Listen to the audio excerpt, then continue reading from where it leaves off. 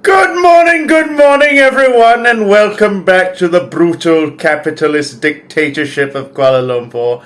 I hope you're having an amazing day, because if you're having an amazing day, I'm having an amazing day. If I'm having an amazing day, you should also be having an amazing day. Now, if you're familiar with people who have a right-wing worldview, I'm sure you've heard some of the following. The left claims to be tolerant and open-minded, but they cannot tolerate a diversity of worldviews. Or perhaps you've heard phrases like, the left is so close-minded, I feel scared for my personal safety as a right-winger when I'm on a college campus. Or perhaps, the right stands for freedom, the left stands for authoritarianism, mister, because we believe that no matter how bigoted your worldview is, no matter how reprehensible your ideas are, you should still have a right to speak those ideas without repercussions. We on the right believe in freedom of expression, as long as you're not some degenerate communist heathen trying to enforce totalitarian tolerance on the free world. So basically, when I say right-winger, I'm not referring to people who might be socially conservative. Now, as an Asian myself, who is a strong proponent of the multi-generational family unit, 3 generations living under one roof, which is unthinkable for many people in the Anglo-Western world, I too could be considered to a certain degree to be a socially conservative person, right? I mean, I, for example, believe that children should, of course, respect their teachers, and of course that youngsters should respect their elders. And I do believe that families that stay together are happier than families that are apart. But that's just my personal opinion. So when I say right-winger, I'm not referring to people who might have certain traditional views, right? When I say right-winger, I'm talking about the typically Anglo-Saxon capitalist right-wing worldview, right? Basically, the worldview of our reactionary class. When I say right-winger, I am referring to the typical right-wing, rugged individualist Republican. Think about someone like Milton Friedman or Thomas Sowell or Mitt Romney. That's what I'm referring to. Now, these people are not exclusive to America, yeah? Any country in the world that has been polluted by the colonial capitalist mind virus, for example, Singapore, will have an abundance of these kinds of people as well, right? Malaysia has an abundance of them as well in places like Kuala Lumpur, the city in which I reside. It's a reactionary haven, basically. So, if you go to the smaller towns where people are less materialistic and less influenced by the capitalist colonial mind virus, you're less likely to encounter these people, of course. You will encounter socially conservative people, that's for sure, but you're not going to encounter people with a right-wing worldview, at least not in the American Republican sense. Right-wingers are the group that love to virtue signal about how they are in fact the ones who truly respect people's individual self-determination and their right to self-autonomy, and that it is as to quote the right-wing Canadian Canadian professor Jordan Peterson, the left is apparently practicing a thing known as authoritarian tolerance, enforcing tolerance down people's throats. So basically, the right wing apparently is supposed to be the group of people who are the true tolerant people, the people who can truly tolerate different worldviews and who can truly basically interact with people from all walks of life without hating them or judging them or trying to police their lives. Is that true? I think it was the capitalist reactionary economist Milton Friedman, as well as his disciple, the capitalist Sith Lord Thomas Sowell, who both insist vehemently that, they do not like bureaucracy, basically. The Friedmanite view of the world is basically that, in a free market, corporations should be allowed to operate entirely how they like, basically, with minimal government intervention, basically. Apparently, right-wingers do not like bureaucracy, right? Right-wingers like freedom, so they don't like being told how they should run their businesses, how much they ought to pay their employees, and what kinds of rules their employees should follow. But when it concerns their own employees, suddenly their concept or their taste for freedom becomes very, very questionable when you find that these right-wing freedom lovers start clamping down by enforcing strict corporate dress codes, when they start clamping down on labor unions, and when they start, sacking people left, right, and center for causing problems for their companies. Their sense of freedom becomes very, very questionable. You see, it's not that right-wingers do not like bureaucracy. And it's not as if Trump supporters are against the FBI either. But you see, they don't like bureaucracy and they don't like micromanagement when it concerns them. But when they are in power, they are more than happy to micromanage others and enforce their ways of life and their ways of doing things on other people. So in a sense, we basically do live in Milton Friedman's world, right? The world that we live in, the neoliberal world order, is basically what Milton Friedman had envisioned as freedom. But go around your typical corporate office and look at the men, sweltering in the summer heat in suits and ties, right? Or at least long sleeve shirts and ties. Would you call that freedom? Is it freedom that employees do not get to choose how they dressed and instead have to conform to a strict conservative dress code that's set up by the bourgeoisie? Is it freedom that employees cannot nominate, they cannot elect their own representatives? That is to say, employees cannot choose the people who manage them. Is it freedom that basically, if you're a man in the corporate world, you're not allowed to keep long hair, right? Although cultures all over the world do find long hair on men acceptable. But suppose you're in the Western capitalist corporate world, you're not allowed to keep long hair as a man. Is that freedom? I don't think so, right?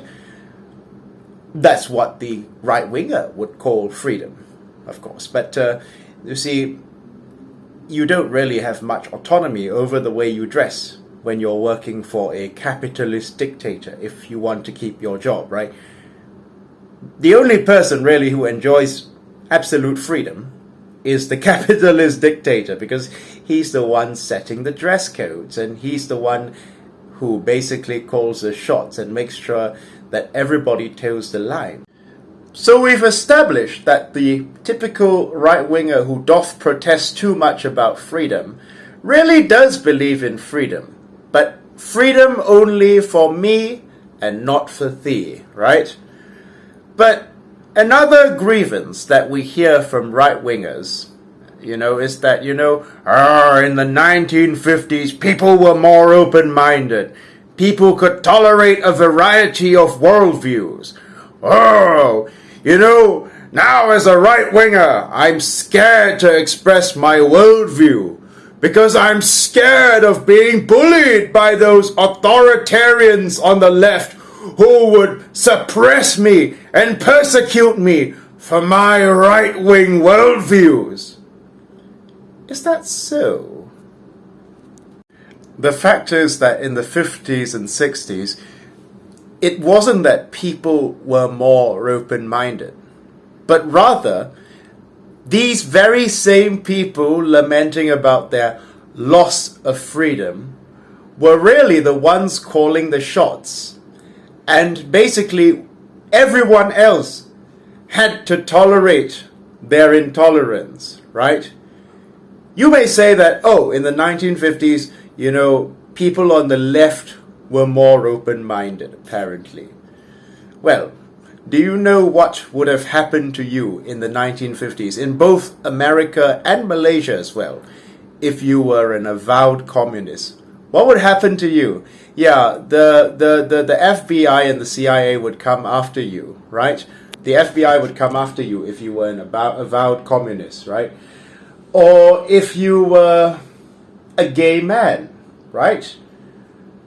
You can go back to the 1950s and there are videos literally showing, portraying gay men as being like sexual predators, right?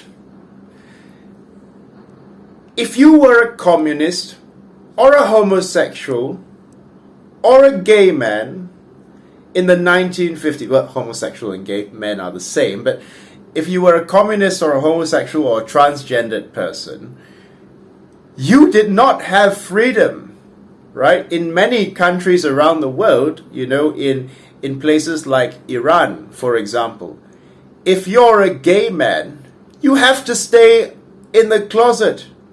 Of course, right-wingers in the Anglo world, although they don't like Muslims very much, especially brown Muslims, the funny thing is that they will nod their heads in agreement with the homophobic policies of these Islamic countries, which, by the way, came about in many cases as a result of colonialism, right? They will be nodding their heads in agreement with these policies, and these right-wingers will suddenly go from Western chauvinists to saying that, you leftists shouldn't impose your worldview on other people. People have a right to their cultural sovereignty. Urgh! So the funny thing, though, is that, no. If you're a gay person, if you're a communist, or if you're a transgender person, the right does not care about your freedom. No, in fact, they would rather you tippy-toe back into the closet and stay there. It's funny because I think if we were still living in the McCarthy era, right, and communists, homosexuals, and so on were being persecuted, I don't think those cisgender heteronormative right-wingers would be lamenting that there is a lack of freedom, because they themselves are not being persecuted. But the fact of the matter is that when the shoe is on the other foot, when these people experience a taste of their own medicine, right, by the people that they used to persecute, right, suddenly they can't take it, right, and they break down and complain that, people on the left are so intolerant. People on the left are so intolerant because they don't tolerate my intolerance. No. No one has to tolerate your intolerance, right? It's, if I'm going to call you, if let's say I think you're a bigot, I'm not going to sugarcoat the fact that I think you're a bigot, right? Just like I wouldn't expect you to sugarcoat your words if you were to think someone was a faggot, right? You see, I mean, of course, they can surely dish it out, but whether they can take it is an entirely different story altogether. I mean, the word snowflake is often used by right-wingers to describe people they term woke leftists, right? Like, for example, these woke leftist degenerates need to do military service because they're such soft little snowflakes, they're weak and femmy, they're not real men. Ah! Yeah, as if, you know, men on the right wing are supposed to be paragons of masculinity themselves. But anyway, the fact is that for all their lamentations about people on the left being too soft, you'll find that the typical right-winger, at least in America, is really as soft as a froyo when he or she finds someone who does not conform to his or her worldview, right? Not just in America, all over the world, really. Right-wingers who are similar to American right-wingers. The typical right-winger is really as soft as a froyo when they find, for example, a person who doesn't dress the way they expect, right? They get triggered by people who don't dress the way they expect. They get triggered by people who don't want to have children. They get triggered by people who don't follow the nuclear family unit, right? They act as if people are trying to put an end to the nuclear family unit, as if these degenerate woke leftists are trying to destroy family institutions and destroy the fabric of society. But the fact is that no one is trying to destroy the nuclear family. No one, absolutely no one, is stopping them from practicing their 1950s white picket fence worldview, except capitalism, because, you know, capitalism in its late stage has gotten so unsustainable that the halcyon period of the 1950s, where, you know, you could support a family on just one paycheck, right, now seems like a distant dream. But of course, they will choose to blame it on the left. They will choose to blame it on the gays. They will choose to blame it on anything but capitalism when it concerns the disintegration of family values, right? No one is stopping them! Literally, no one on the left, for example, says that you have to be a homosexual, or that, you know, you have to basically be a playboy or a playgirl, right? But the funny thing is that when right-wingers actually take control, right? You've heard of Jordan Peterson saying that we should have some kind of enforced monogamy, right? What does that mean? When right-wingers take control, they will enforce their own will on people's lives. And for all their lamentations about freedom, they really seem to have no qualms about getting involved with women's bodies, right? They have no qualms about enforcing their own puritanical worldview on women's bodies. Of course, they only care about you until you're born, because after you're born, frankly, they couldn't give a damn about you, because people with the rugged individualist worldview basically don't care about you as a human being once you're born. They only care about you when you're a fetus, you see. But I just find it ironic that the right wing loves to pride itself on the notion of non-interventionism, when the fact is that they are happy to intervene in other people's lives, right? When those people do not conform to their rigid worldview. And they are happy to enforce their own ways and their own wills on their wives and children, right? And that's perhaps the reason why they are so afraid of the disintegration of the nuclear family unit, because in the right-wing worldview, every man is a king, at least the king of his house, right? So the frightening thing about the disintegration of the nuclear family to these people really is the idea that, you know, they will no longer be the king of their house, and basically they will not enjoy the same kind of power over their families, right? I mean, it's basically, the nuclear family is basically a way by which private property gets passed down through the generations, right? And I suspect that is why many so-called right-wing American communists, an oxymoron if you ask me, are deathly frightened about the nuclear family disintegrating. You know, people like these MAGA communist types, the reason being that they still want to preserve their own class privileges, and they still want private property to be passed down in their bloodline, right? That's the fact of the matter, right? Now the fact is that the fact that I'd like to end this video by saying that if you're a right winger, you know, I don't hate you. Surprisingly, I don't hate you. I pity you. I pity you as I would a bird in a cage who thinks that flying is a disease. I pity you for not realizing that there is a better world possible beyond the world that we have, and that, you know, and that a brighter, happier future is ahead of us. I pity you for believing that the current state of things is, have been, and always will be. I pity you because of your bleak Dickensian worldview, but just because I pity you certainly does not mean that I will tolerate your intolerance.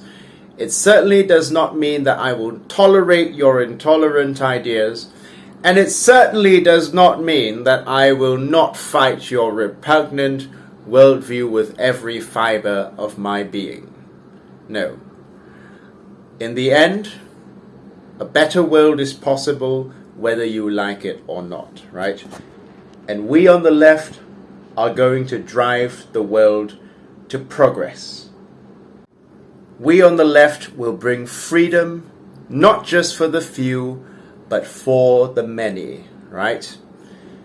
And under our new world, under our brave new world, you will be free to be the bigot and reactionary that you are, but people will not be obliged to put up with your intolerance. Thank you. Okay guys, just a word before we wrap up. I want to say thank you so much for watching my videos. Thank you for supporting me, and your support means the world to me. Now, as you know, state elections are coming soon in Malaysia, and I just want to ask a favor. Now, if you're in the Kota Damansara district, please vote for this candidate, Mr. Sivarajan Arumugam, right? Because maybe I'm just being a little bit biased here, because he is the Socialist Party candidate and I'm from the Socialist Party of Malaysia, right? But I believe that Mr. Arumugam is really the best man for the job, because he is the only person in Malaysian politics at the moment, at least in the Kota Damansara district, who actually cares about the plight of the people, right? So whether you want to vote for him or not is up to you. I'm not gonna guilt trip you into voting for him, right? I'm not one of those soft, snowflakey right wingers. If you want to vote for Harapan, you go ahead and do that. I'm not gonna stop you, right? But I really hope that you will support the Parti Socialist Malaysia, Socialist Party of Malaysia. You can do it by dropping a cash donation for them in the, you know, in the I'll put the bank number of the party in the description box over here, right? But you don't have to do that. I understand that, you know, we're all being our labor is being appropriated under capitalism, so you don't have to give us money, but I really would appreciate your support. I really would appreciate your support in voting for Mr. Sivarajan Arumugam and supporting the PSM. Thank you very much and have a great day.